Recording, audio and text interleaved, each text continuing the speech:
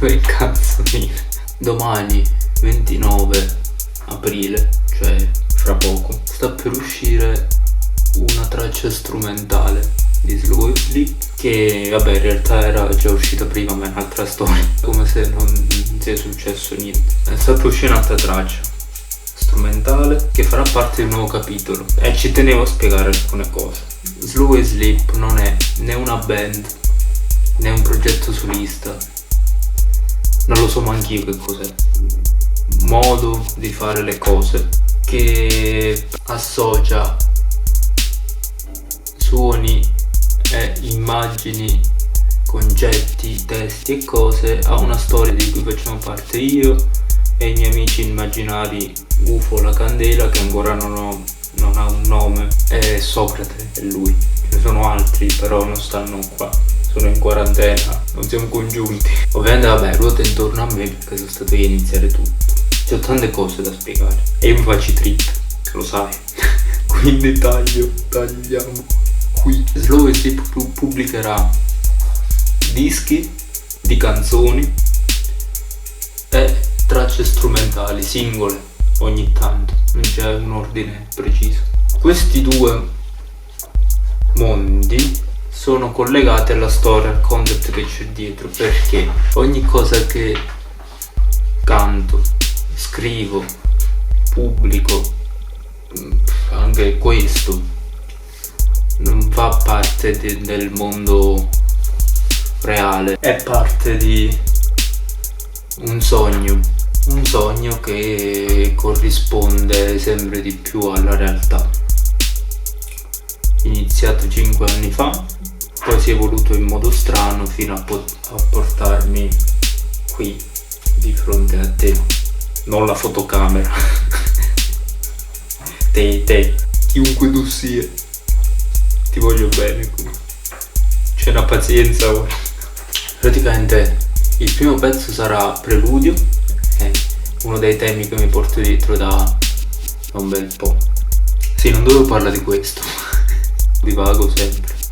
La storia di Slow Sleep, ci tengo a dirla, ne approfitto adesso che c'è feeling. Spero. Slow Sleep è la terza fase del sogno, no, terza e quarta per l'esattezza, ovvero il momento in cui siamo nello stato più profondo del sonno, quando sogniamo, cioè il sonno pesante praticamente, e non ricordiamo niente di quello stato, però sogniamo, tutti comunque sogniamo, quindi immagini, memorie e cose sono riportate nel cervello come una zuppa. Cerco di descrivere proprio questo stato qui, quindi la musica è caotica, tutto è caotico, pure io non so dove andare a parare, perché come i sogni comunque mostrano la realtà in un'ottica diversa. È una cosa che mi è interessato di questo lato, è che non si può fingere, non c'è nei sogni, non c'è finzione, e quindi volevo fare qualcosa che un po' sia sincera, mi permettesse di esprimere cose, un po' che mi permette di capire perché c'ho tutto stomacone dentro, no? Che non si spiega, e devo capire perché. Poi se magari lo reputi interessante, mi fa piacere. All'inizio è nato come sfogo in un quaderno a quadretti dove scrivevo a scopo proprio così terapeutico, perché stavo malissimo, non volevo andare dallo psicologo, cosa che è normale fare, però sì, non mandavo. Scritto là tutto, e sono nati dei personaggi, sono nati delle storie, sono nate delle poesie, cioè me lo tiravo dietro da parecchio. A 25 anni ho iniziato sta cosa, ma ho 32, me ne sento 10, 13. L'importante è sentirsi a metà degli anni di quelli che c'hai. Sì, ma non voglio sparare il buono. Ci sono delle storie dei personaggi.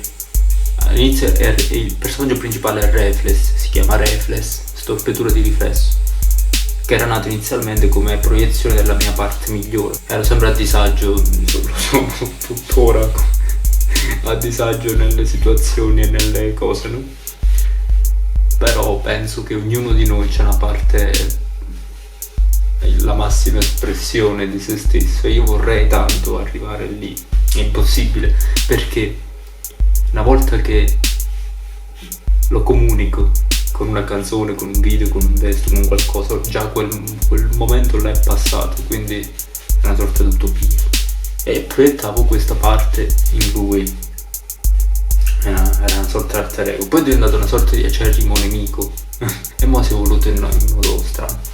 Lui è un archetipo, cioè sono dei concetti, e lui incarna le emozioni represse, ecco perché ho le strisce in faccia, e vive nel mondo degli archetipi. Dal terzo disco, questo qua che è uscito, Spiro nell'ecosistema, i due mondi degli archetipi e della realtà si sono mescolati, perché ogni volta che reprimiamo un'emozione un pezzo di noi vola e va a completare, va in reflex, cioè questo sta macchia nera gigantesca che ogni volta che noi abbiamo qualcosa che siamo costretti a fare al lavoro, abbiamo cazzi, c'è qualcosa che vogliamo dire ma non possiamo dire, quel qualcosa vola, o rimane dentro oppure va e fuori, forma un pezzettino di reflex che se ne va e si attacca a lui. È diventato troppo grande, gigantesco nell'ultimo periodo, quindi gli altri archetipi hanno deciso: no, guarda che tu non mi piaci, devi stare in quarantena, stai diventando troppo potente. L'hanno messo in prigione, cioè una sorta di carcere controllata, arresti domiciliari, e lui però gli sta sul cazzo sta cosa, è scappato per restituire agli umani, ha trovato il modo per restituire agli umani quello che è loro, restituire le emozioni agli umani. Quindi praticamente con un fulmine ha fulminato un povero Cristo di pescatore che stava pescando, no? Questo Spiro, che è il personaggio che faccio io, quando, sì, anche adesso in realtà, e quindi sta cercando di relazionarsi con le persone, è come un alieno, no? Che si è preso il corpo di una persona e quindi si comporta in modo strano, deve cercare di nascondere da un lato la sua vera identità, ambientarsi e socializzare, dall'altro deve completare la missione. E c'ha questi tre pensieri e niente questo, quindi finora siamo arrivati che Spiro entra in contatto con altre persone, lo trovano nella foresta tutto selvaggio, grezzo, senza vestiti, povero, brutto, e socializza. Ora, il prossimo episodio, non lo spoiler, è già quasi tutto scritto, però c'è un altro, ci sono due sviluppi della cosa, lo stanno portando in città. Ora siamo arrivati al punto che si sono visti, abbiamo fatto sto disco insieme e quindi loro lo stanno portando nella civiltà. Lui in questo tragitto scopre che esiste una dimensione parallela, pianeta Vena, come Vene, in cui esistono amici immaginari, non ci sono umani. È un pianeta a atmosfera blu dove c'è una città, un'unica città in tutto sto pianeta, non grandissima, Milano, va tutta in futuristica, industriale nell'immagine, non lo so, ancora non ci sono stato, ci sto arrivando. E in sta città, cioè sto pianeta, praticamente in sta dimensione parallela, non ci sono soldi, non c'è aria, non si respira aria, non c'è la morte, non si muore. E quindi sì, questo spin-off, questi pezzi strumentali racconteranno le avventure di Reflex, incarnato in Spiro, nella dimensione parallela. Usciranno di tanto in tanto, ce n'ho pronti una decina, non c'è una cadenza fissa, si mescoleranno le cose un po' perché non c'è sono solo, non c'ho etichette dietro, non c'ho management, non c'ho nessuno, cioè non c'è una strategia, non c'è nessuno che mi dice cosa devo fare, e quindi appena ho idee fresche, appena ci sono cose, si pubblica. C'è un po' di confusione perché comunque è un viaggio che stiamo facendo insieme, non lo so neanche io dove voglio arrivare, so solo da dove sono partito da Trecchino, che è un paesino in provincia di Potenza. Penso sia presuntuoso dire dove si vuole arrivare perché possono succedere talmente tante di quelle cose che non lo so. La cosa che mi rincuora e mi fa stare bene è che tutto questo sclero è condiviso con le persone. È nato 5 anni fa tutto. Era da 2 anni che ho deciso proprio di uscire dal mio guscio e cantare, mettermi in gioco, metterci in faccia. E quindi non lo so, e mi fa stare bene. Farò il possibile per fare cose interessanti e stimolanti per me e per te. Invito a scrivere, suggerire, fare qualsiasi tipo di osservazione, anche insultanti da schifo, oppure questo è brutto, oppure basta fastidioso il cazzo. Con tutte le cose che ci sono da fare e da vedere adesso, ora stai guardando questa cosa qui, quindi è importante per me dare il massimo di quello che posso fare ed essere il più onesto possibile. E quindi sì, questo.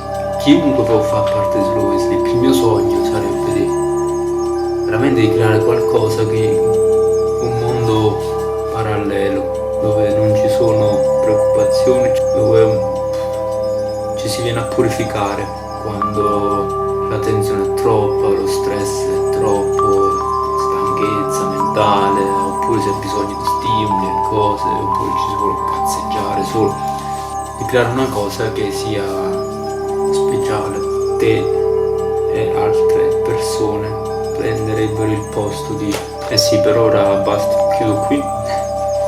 Sì, in realtà sto foglio era bianco, dovevo fare la parte di quello che legge.